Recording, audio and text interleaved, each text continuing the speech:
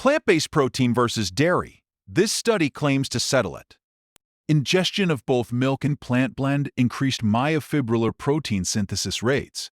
If true, it's a huge win for the plant-based food industry. But there's an asterisk to this study that changes everything. Starting at 0, let's inspect the details. We'll start here. Clinical trial registry number for Netherlands trial register. They filed their plan before enrolling anyone. The journal is top tier, and the conclusion is honest, simply stating the plant blend doesn't differ from the animal protein. Registration and venue checkout. Let's check their setup process. The beverages were prepared in non-transparent protein shakers. The doctor couldn't peek at which group a patient was going to before deciding to enroll them. The assignments were sealed. That's the right curtain. Randomization and blinding are exactly right. Looking closely above that, we see age, 26 plus or minus 4, 22 plus or minus 4. We ran a head count check on their math to make sure the reported averages actually work with a 12-person group. The numbers check out perfectly. The foundational math checks out. Stay on this table. Systolic blood pressure, 119 plus or minus 6. The paper claims the two groups started out perfectly matched, but if you actually run the statistics on the numbers they just printed in this exact same table, the groups had significantly different ages and blood pressures. They failed to report those gaps. The baseline balance partially fails here. Next page, the execution. Except for plasma insulin concentrations, no missing values were present. Everyone who started the trial finished it, and their predictions were tested exactly as promised. The post-game statistics are slightly generous, but the sample size is intact. Attrition and statistical execution are all clear. Moving to the results. Two-sample t-test, p equals 0.02. The p-values scattered through this section follow a natural, unforced pattern, and their charts display the data cleanly without any visual tricks. Statistical integrity checks out. To check those numbers, we need their files. Data is available on request, which usually means you aren't getting it.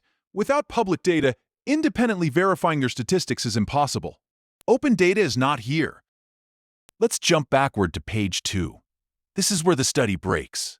The data of the milk protein group have been published previously. This paper calls itself a randomized controlled trial. That means testing two groups at the exact same time, under the exact same conditions. You have to run the race on the same track, on the same day, in the same weather. Here they didn't. They pulled the milk protein data from an old paper. They raced a ghost. You cannot call that a randomized trial. A structural failure. Nothing here. If you're finding this analysis valuable, consider subscribing so you don't miss our bite-sized breakdowns. Look at the funding.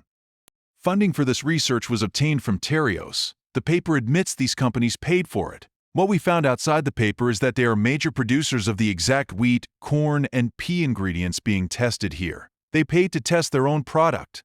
The independent story gets complicated. It goes deeper. LJCVL and LBV have received research grants, consulting fees, speaking honoraria. The senior author lists a few ties here, but his broader record shows he receives research grants, consulting fees, and speaking honoraria from numerous food industry entities. This is the kind of structural entanglement that changes what questions get asked in the first place. A profound financial conflict, not fully independent. So where does that leave us? 80 out of 100 and under normal circumstances, that's a passing grade.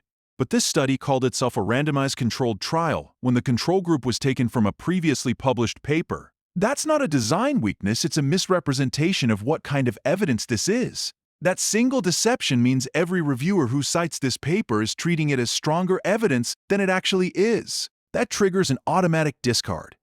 The authors failed their disclosure obligations regarding the depth of their industry ties, but there is a biological caveat.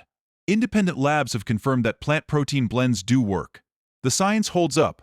This specific paper just can't be the one you cite to prove it. The final verdict is in.